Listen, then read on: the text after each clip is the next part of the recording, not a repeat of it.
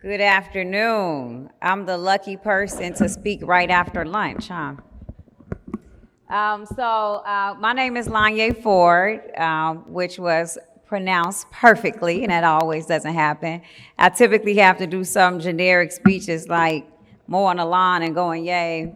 So today we're going to be talking about the cybersecurity workforce. I'm going to skip. So first, I'm going to jump into just giving a little overview of our company. First, I want to actually introduce my partner here. She's the R to the Arlo. That's Arlene Wube. She's our co-founder. Her husband, which is sitting directly next to her, Tesfa Wube. He's our chief growth officer. He also came up with the name of Arlo. That's why the R comes before the Lo, because he put his wife first.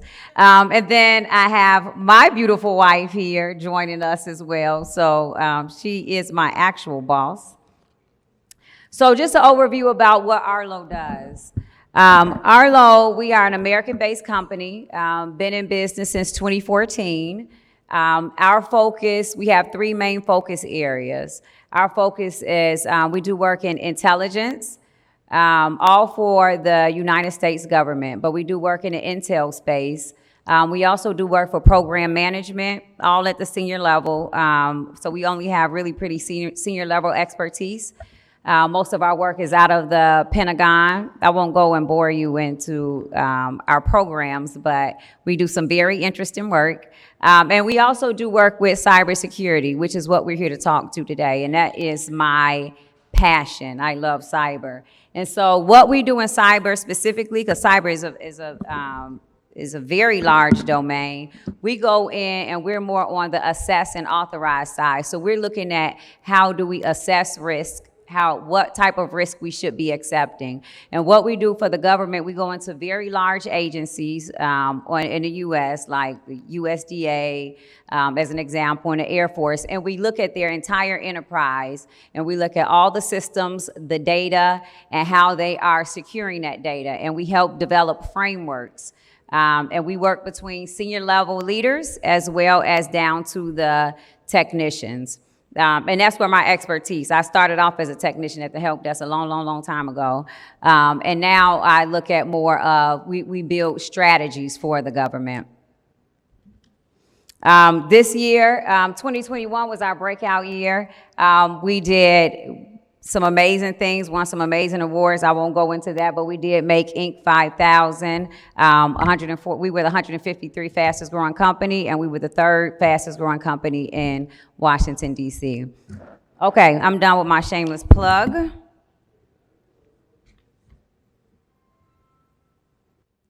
Okay, I'm going to read this out loud. Now this, and if you want to jump in at any time and ask any questions, please feel free to do that. Are you all awake out there? Hello?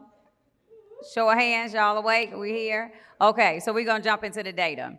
Okay, so our people are the best in the world, and our job is to make sure that we not only attract and recruit the absolute best that our nation has to offer, but that we also retain them.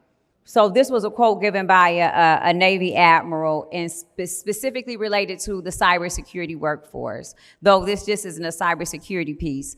There is a major issue with the upskilling of our cybersecurity workforce now. There's a major issue with attracting and retaining cybersecurity workforce now. Very competitive. And according to, and this is not, again, not only a cybersecurity problem, according to Microsoft's trend, more than 40% of the global workforce, they're considering quitting their job in 2022. According to PwC, 65% of employees said they are looking for new jobs, and 88% of senior executives are seeing a very high turnover rate. So, and we've heard about the great resignation. The point that I'm making here is the workforce is changing, and the workforce is changing rapidly for many different reasons, the pandemic being one. And how do we get after making sure that we retain and recruit the right people from a cybersecurity perspective? And, you know, not only is the workforce changing, technology is changing. specific. I know we talked a little bit. I was introduced, and we're going to talk about DevSec Ops, so we can get more into that. But once you start looking at those new skill sets, there was no DevSec Ops 10 years ago, right? There was development, there was operations, and there was security, but they all worked in silos. That is a change in a career field. And so all those things are really affecting our workforce and how we recruit and how we retain. What do we do to get after that? Really, truly, there is no one answer, but some things that we need to do is start doing foresight training, start looking at the future. How do we plan for the future? The future isn't something that happens to us. The future is something that we make, right? We create the future, but how do we pay attention? How do we notice our drivers? Drivers, when we look at foresight training, we're looking at drivers. Drivers are, large, long-term global influence that affects the direction of change that's going to shape the future. Something that happened to us is the pandemic, right? That's a driver that affects our future immediately, and we know that it's going to continue to affect our future. Some things that we know from the pandemic is people really, they don't want to go into offices every day, right? That's very different than the times before. We're seeing that people care much more about work-life balances. Many people want to start their own business. How can we integrate those folks that want to start their own business in the cyber workforce via 1099s and things like that? We're also looking at signaling. Signaling is changes of innovation or the workforce. So when we think about signaling, we're thinking of like what we just talked about, DevSec Ops, how we are developing applications so rapidly. What does that mean for our skill sets of tomorrow? That's a different level of skill sets. We're looking at things like now, metaverse, NFTs. We're looking at, e-commerce has really boomed, right? The banking industry needs more cybersecurity experts. So now the small pool of cybersecurity experts that we had are shared across multiple domains. And what it does is it also creates subspecialties. So not cybersecurity specifically, the same person that's working on a mainframe is not the same person that's securing your cloud or that's doing DevSec Ops. So we've created all these subspecialties. How do we get after that? How do we recruit for that? How do we train for that? Those are things that we have to look at from a driver's perspective.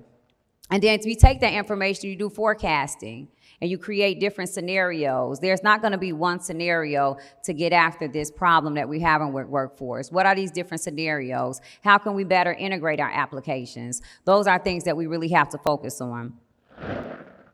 And again, jump in anytime, any questions, please jump in. So now we're looking at research. What we're seeing now in general, the pace of change is really accelerating. They're developing applications by the hour. And with this change of pace, what we do, we really think about the technology. We think about new technology. We always talk about integration, tech refreshes, but we don't talk about how do we refresh our workforce? How do we ensure our workforce can keep up with this change? And so what's happening is you're seeing a skill set issue now. We don't have enough skill set to really hit all of these subdomains. Think about it from a doctor's perspective. The medical field is huge. The same person that's doing your brain surgery, is not the same person that's working on your acne as a dermatologist, and they're paid differently. Same thing with the cyber workforce. There's not one skill set, and I think that a lot of people don't understand this. So we really have to understand what those sub-skill sets are and how do we retain them. And so what we're seeing is cybersecurity skill crisis is continuing on a downward spiral. It's impacted 57% of organizations. Ways that it's impacted the organizations, one is it's impacted by people are overworked. From our company, and we haven't seen this before, people will quit without even a 2-week notice, without having a secure job in place. They come in, people do not want to be stressed. People really are thinking about work-life balance. And so because you have these different subsets, You don't have many people to fill these roles. We're overworking people that are filling these roles. And those people are, when it gets too stressful, they absolutely will walk out. That is totally different than what we've seen in the past. And so those are things that we have to prepare for. From an employment perspective, the projection, the employment projection is for cybersecurity is projected to grow 33%. The average is about 6 to 7%. Just shows you how large of a differentiator that is. So cybersecurity workforce is going to increase by 33%. So we're already saying that we have issues, right? And now we're saying our workforce is going to continue to grow. How are we going to either upskill the folks that we have? How are we going to retain them? How are we going to look at the difference in cultures that the pandemic has pushed? And so, and then we have to think about pay. And so people understand when it comes to developers and DevOps. I feel like they really understand that that's a high-ticketed person, right? But I don't think we have that same view when it comes to cyber. And actually, a cybersecurity person that's doing DevSec Ops, they have to understand coding, they have to understand development, they have to understand operations, then they have to understand how to collaborate and work with people, and they have to understand how to brief senior leaders and integrate their cybersecurity data into the business data to help make decisions. So if you think about it from that perspective, a cybersecurity expert has to be even more advanced than our developers. Developers can go sit in a room and develop. When you're looking at cybersecurity, we have to look at a whole gamut of things. And, sometimes that pay does not represent that because people truly don't understand that. And so those are things that we're trying to go out and really preach to the workforce, because that's what's going to help you retain. You have to pay people. People want to see the dollars, right? People want to get paid. And if we don't start putting more effort and more focus and more research into this pay gap from the cybersecurity perspective, the gap is going to continue to grow. Because why, honestly, would our work be underpaid? And I know there's not many people doing this, and so I'm overworked and underpaid. So that's what we're seeing in the field now. What are some things that we can do to get after this gap? Is we build or we buy. So we can look at internal to our agencies.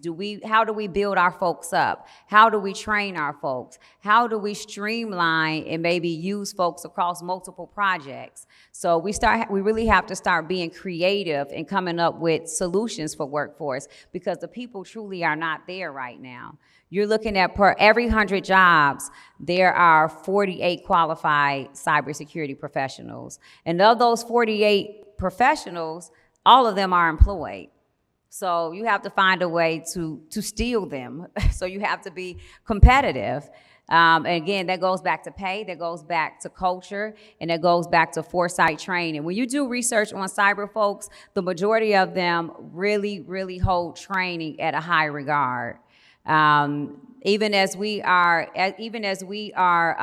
hiring people, they pay is one thing, but what the cybersecurity workforce wants to do, they want to be trained. They want to continuously be trained, because they understand that the tools and the applications and the landscape continuously changes.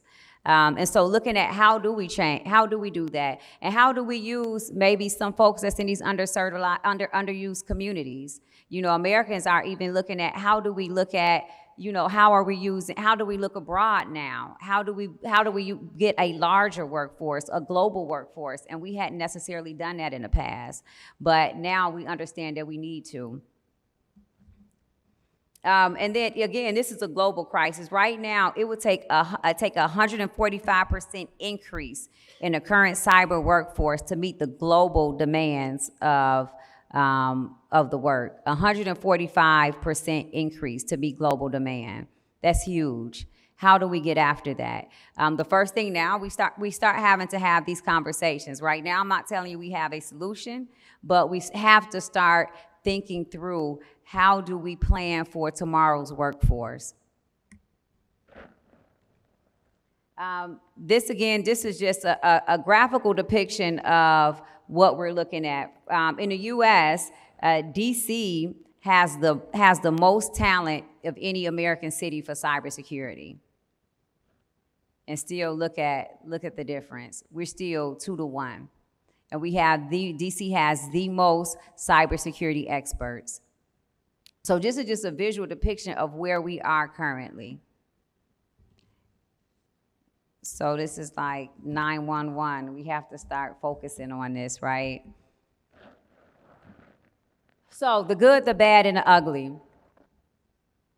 The good is that we are starting to be aware, and this awareness is forcing different acquisition strategies. It's forcing us to be agile in the way that we acquire cybersecurity support.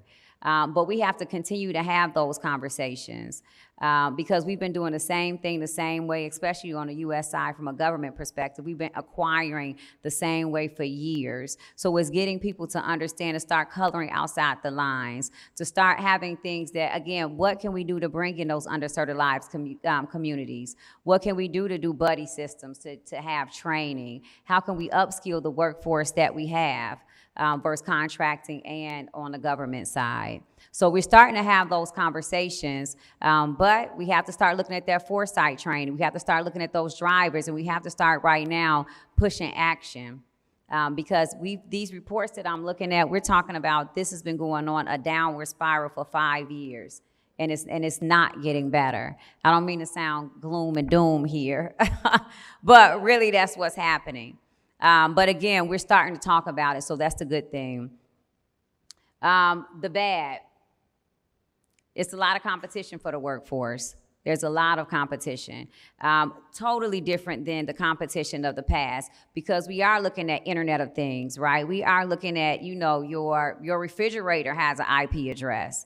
The banking system is, I think they have the majority of the cybersecurity experts now. That's totally different. You have e-commerce, you have metaverse, you have NFTs, you have crypto. So there's a lot of competing forces for this cybersecurity workforce. And not only is there competing forces, there's all these small, specific cybersecurity domains that are coming up.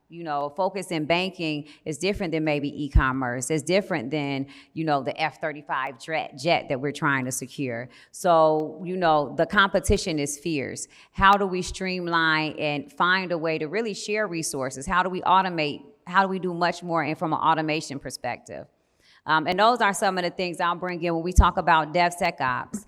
DevSec Ops, you're looking at DevSec Ops, you're not only looking at development, security, and operations, but you're also looking at people, processes, and technology. So now we have to figure out, how do we get the right people that can help us from a streamlining perspective? We should be baking security in. That's the point in DevSec Ops. So we're not looking at these manual processes. We have to find a way that we decrease having to have a person, in the loop. How do we bake in security, even from an assessment perspective? How do we include those cybersecurity controls as we are developing these applications? That's going to decrease our human interaction. So we have to start looking at that. We talk about automation, but what we have to make sure that automation from a cyber perspective is not just a cybersecurity issue. Developers have to understand cyber, because developers are the ones that's baking in cyber. So we have to make sure that now it's different. It's not just one cyber domain. Cyber is integrated into really all technology fields. And we have to make sure that we're training these folks, and our developers and our operation folks to understand that. How do we put these controls in place? So the ugly, well, I think we talked about the ugly. It is, the cybersecurity workforce is undervalued. It truly is. There hasn't been a lot of focus in cybersecurity. I mean, cybersecurity is sexy now, and we get invited to panels, and it's just real cute. But when you look at the actual workforce and the development of the workforce, that's the area that we're not focusing in. But we are focusing on technology, applications, developers. We're putting a lot of focus there, but not how we secure and how we assess that. So I would say that truly is the ugly that we have to get after. So our takeaways here is, again, the shortage in the cybersecurity domain. We have to start really classifying our positions. That hasn't been done in the past. We have to start looking at cybersecurity and how do we pay these different cybersecurity experts dependent on their domain expertise. And really looking at, even when we're putting out these different job titles. I look at some of what we're putting out on to recruit cybersecurity experts. I mean, and you are looking for a unicorn, right? You want them to do dev and ops and cloud and assess and write documentation and do briefings. As an example, we had someone that was working on a major program for the Air Force, and he was a cloud and DevSec Ops expert on the cyber side. And the client had so many issues with this individual, and the issues were that this person did not know how to write minutes. They didn't know how to take notes, that they did not know how to do briefing decks. And many techie people don't. But do you know what they did? They fired him. There's not even many people that do cloud and DevSec Ops. They fired him because he couldn't brief. They fired him because he couldn't write meeting minutes. And so, what we have to start understanding, but again, when they putting out those job recs, you have everything in there, right? But we really have to start delineating what we want these cybersecurity experts to do and let them focus on only that.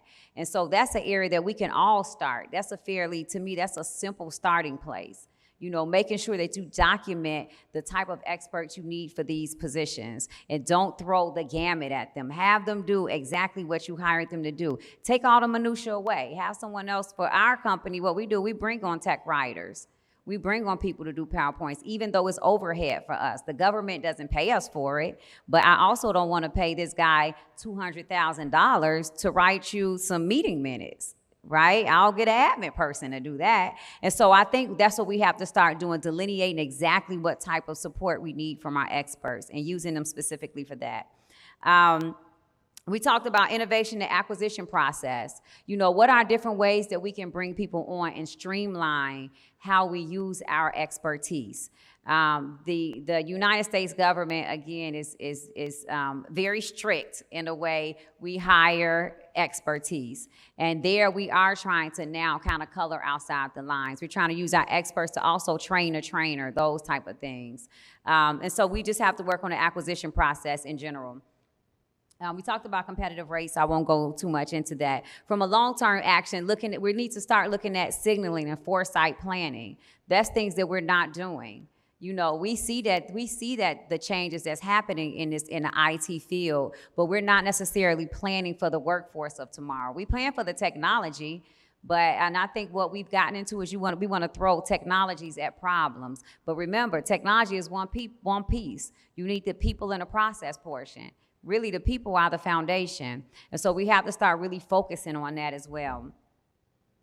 Okay, I have like 8 minutes left, but that's the bulk of everything that we want to talk about. Now, I know we mentioned cloud and DevSec Ops in the intro, and I didn't talk much about that, but please feel free to ask me any questions about anything that we went over today, anything related to cloud and DevSec Ops as it relates to the cybersecurity workforce. I'm not the techie person, I will be the workforce person. And sir, I think we have a question. Hi, thank you so much for this brilliant presentation. So my question is around the topic that you touched upon, which is related to work-life balance and various aspects with that. So my question is it might have 2-3 sub-questions to it.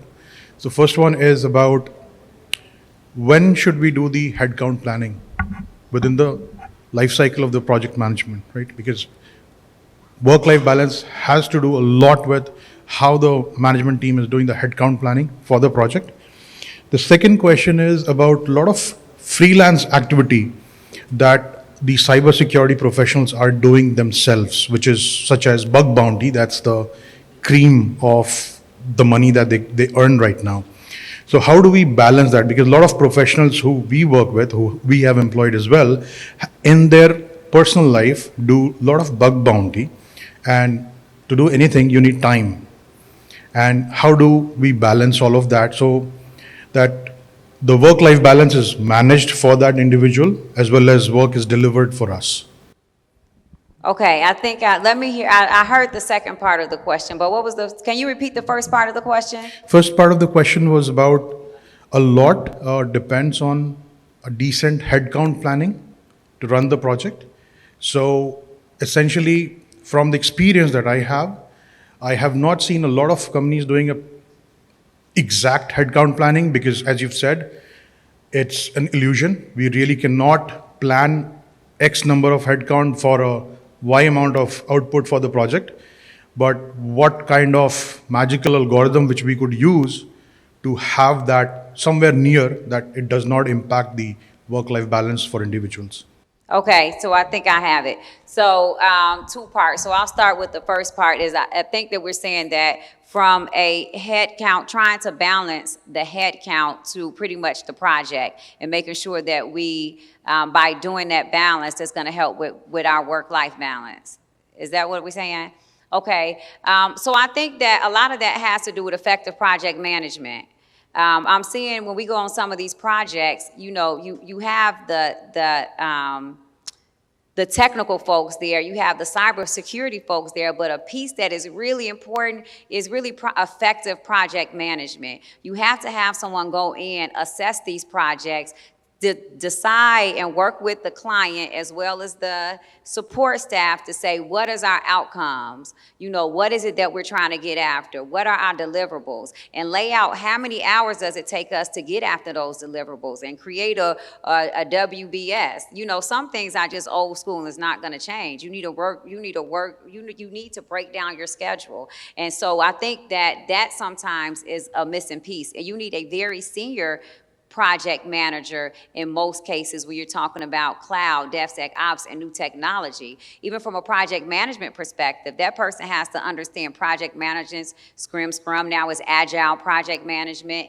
and then they have to understand cybersecurity and the technology. So I think a piece that would really help us get after that is ensuring we have effective project managers that go in and assess the project. And I think, and the other piece was how do we integrate things like our bug bounties and, you know, these kind of innovative ways to get in after cyber. I know for sure on the US side, on the government side, in the last 5 years, we've started using bug bounties. It was the first time that we've really started doing this. It was difficult. It's very difficult on the government side because it's uncomfortable for us, right? To say, hey, you know, industry, hey, hackers, hey, people, come in here and come and get after the government's data.